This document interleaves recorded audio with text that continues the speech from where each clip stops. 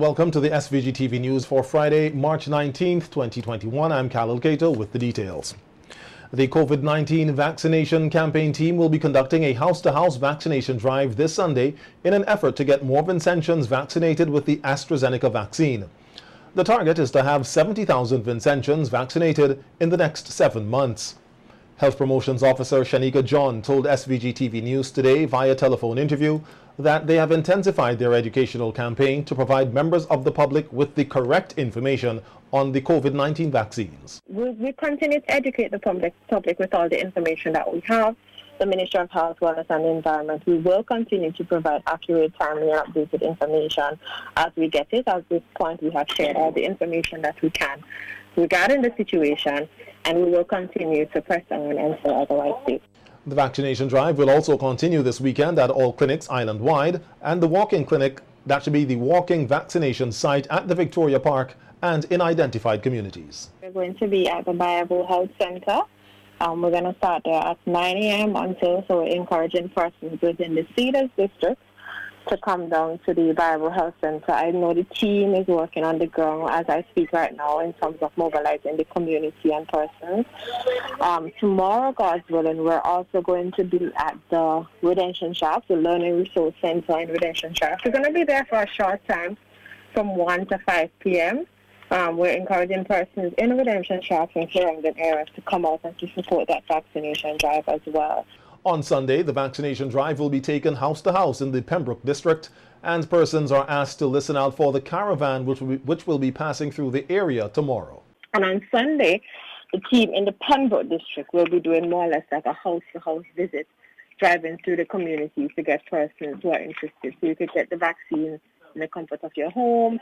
If you're on a location, etc., all of that is still available to you.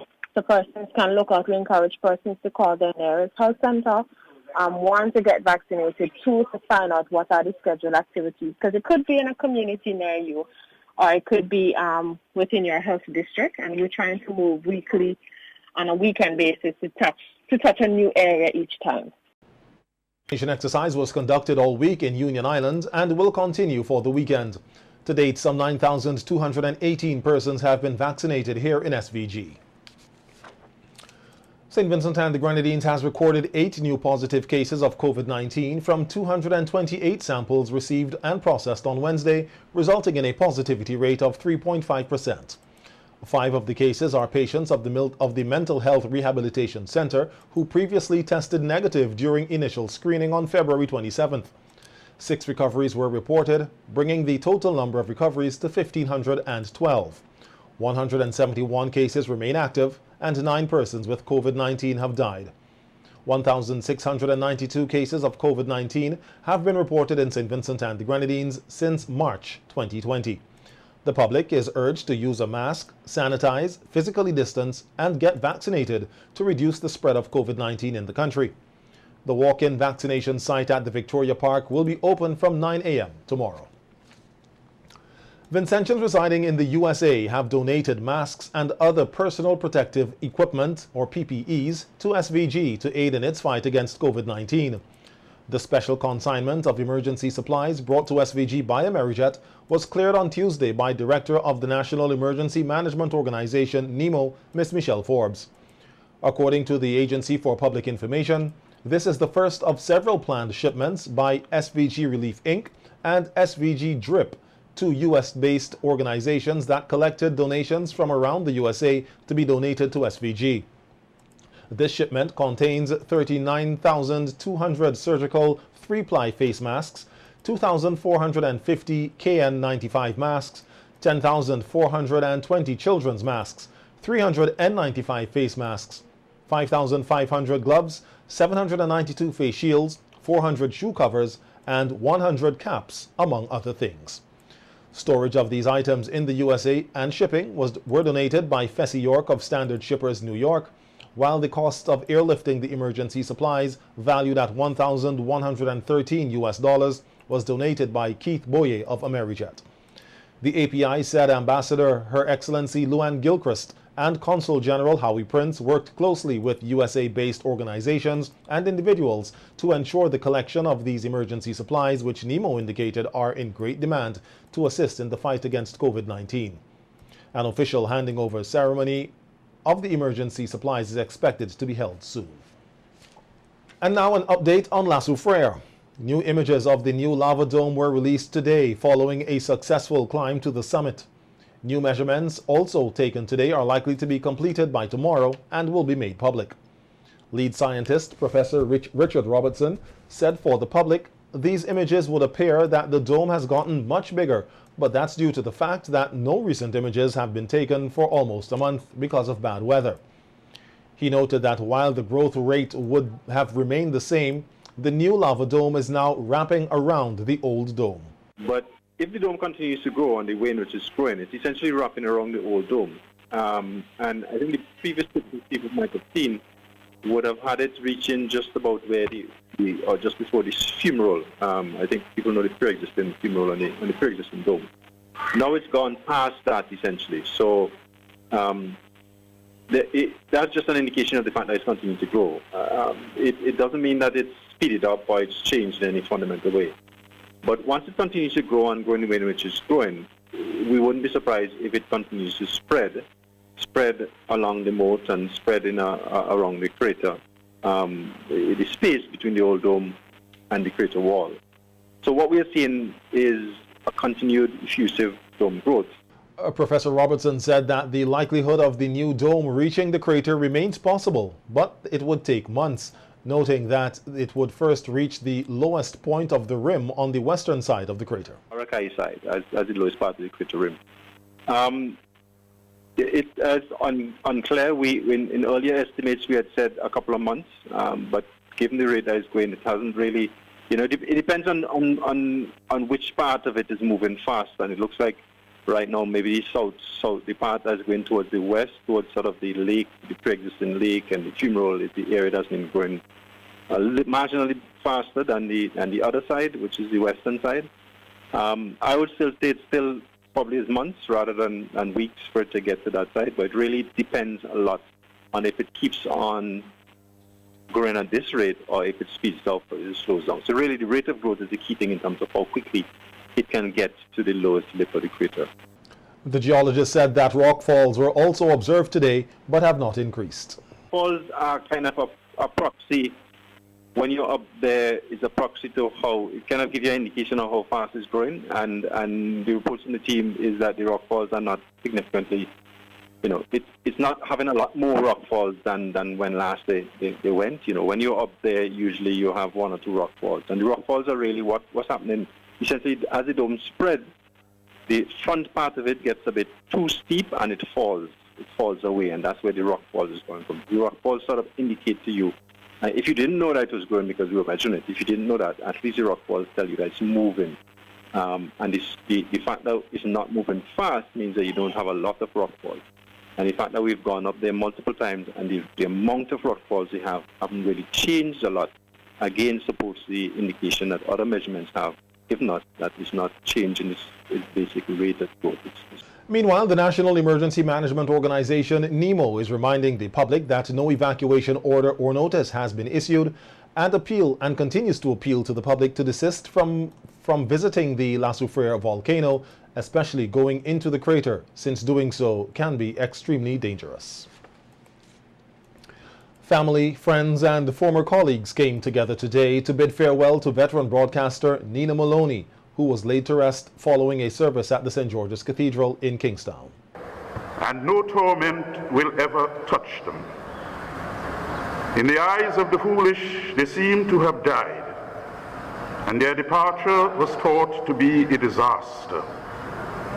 And their going from us to be their destruction, but they are at peace, because we wish not to be unclothed, but to be further clothed. So that what is mortal may be swallowed up by life. He who has prepared us for this very thing is God. I say to you, he who hears my word and believes him who sent me has eternal life, He does not come into judgment, but has passed from death to life.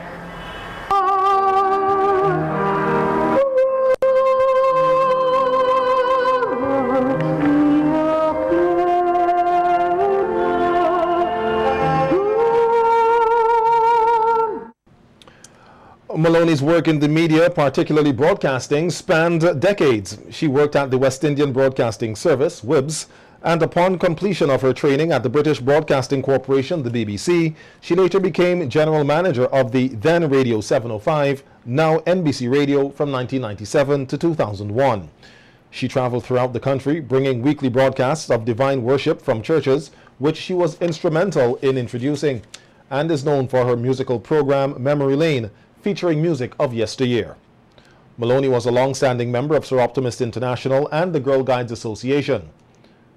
She served as District Commissioner for the Grenadines, Public Relations Officer, and Division Commissioner for Kingstown and the Grenadines.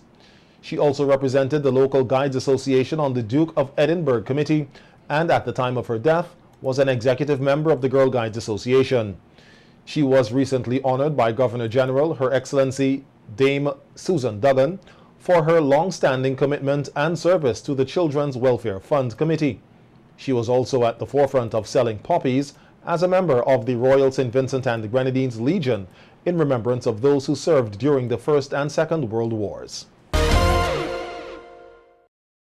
Sand mining at Drip in the Rabica area will soon come to an end, after which contractors will have to purchase imported sand. This is according to Minister of Transport and Works Montgomery Daniel, who was responding to a question in Parliament by opposition Senator Chevron John on whether any environmental or similar study has been carried out to assess the desirability or otherwise of mining sand in the area, whether the government had taken any steps to prohibit or regulate sand mining in the area, and if so, what are those steps, and how effective or otherwise have they been, and if not, why? Minister Daniel told Parliament that sand mining at Drip was to be temporary as other mining areas were closed, and that the mining operation was to be closed in December last year, but wasn't. However, the operation will soon cease. Physical Planning Department, together with the Land and Service Department, were asked for the assessments. An EIA was done, and points were established at different locations to determine heights and to monitor the depth of which sand was being removed at Drip. To date, the rate of rebuilding of sand has been exceedingly well, and the heights established are still well intact.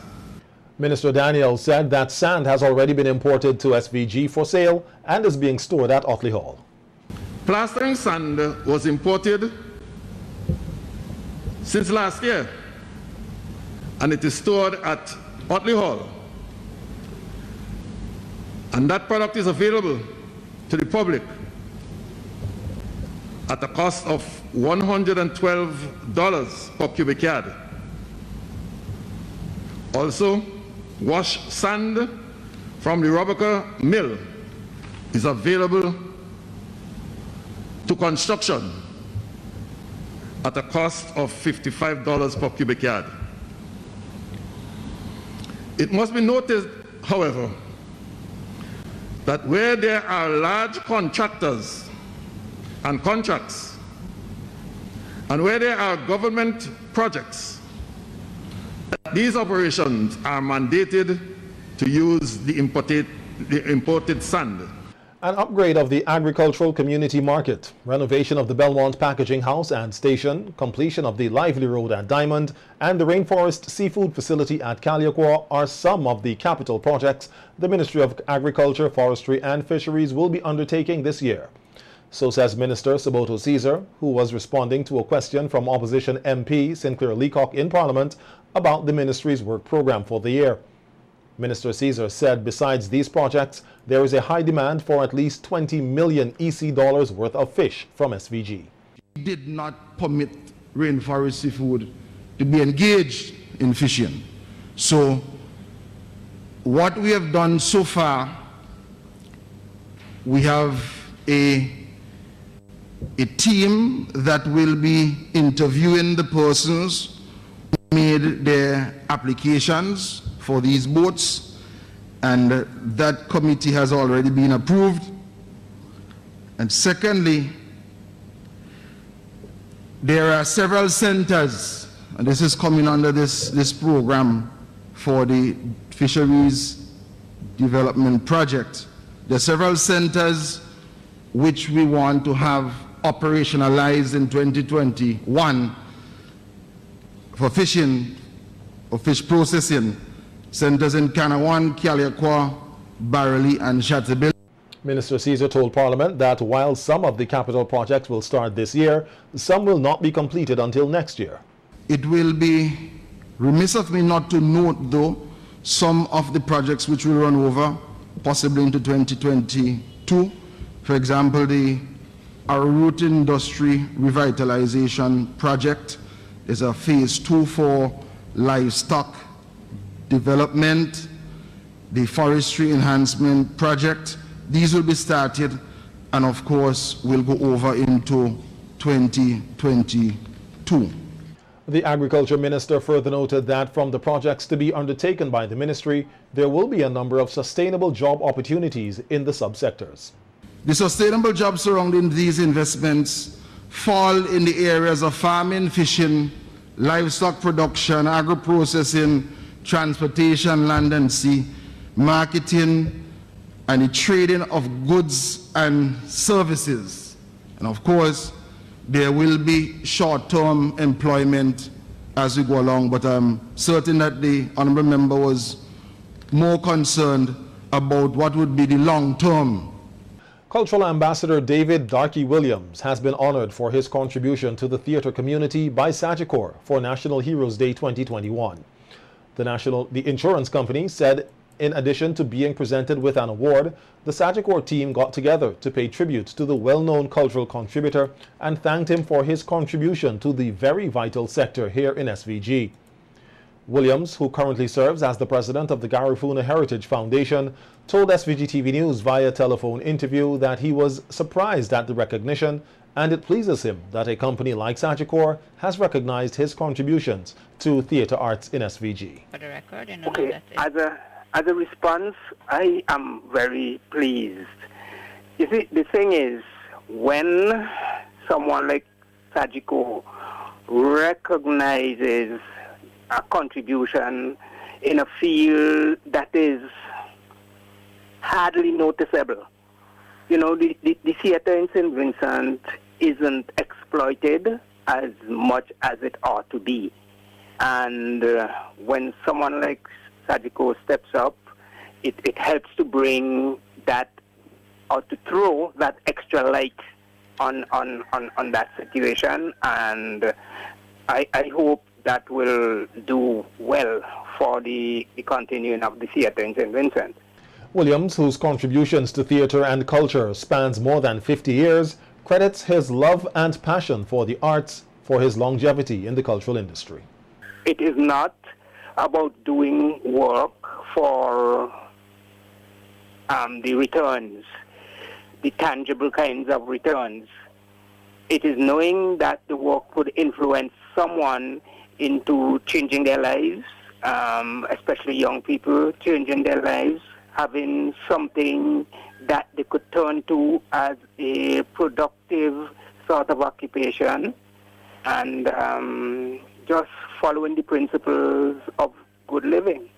And if I could influence somebody into doing that, then I feel more happy than receiving the money. A joint police operation involving members of the Criminal Investigations Department and the Rapid Response Unit today resulted in the recovery of a number of stolen items. The Police Public Relations Department said these items were subjects of investigations that were being conducted within the Eastern, South Central and Central Policing Divisions spanning from Fancy to Rillen Hill. The items include a television and other electronics, an assortment of tools and accessories, cosmetic items, music accessories removed from vehicles, various household items, solar panels and motor-powered landscaping tools. The respective owners of these items are invited to visit the CID department to identify and claim. However, you must bring along with you some form of identification and proof of ownership.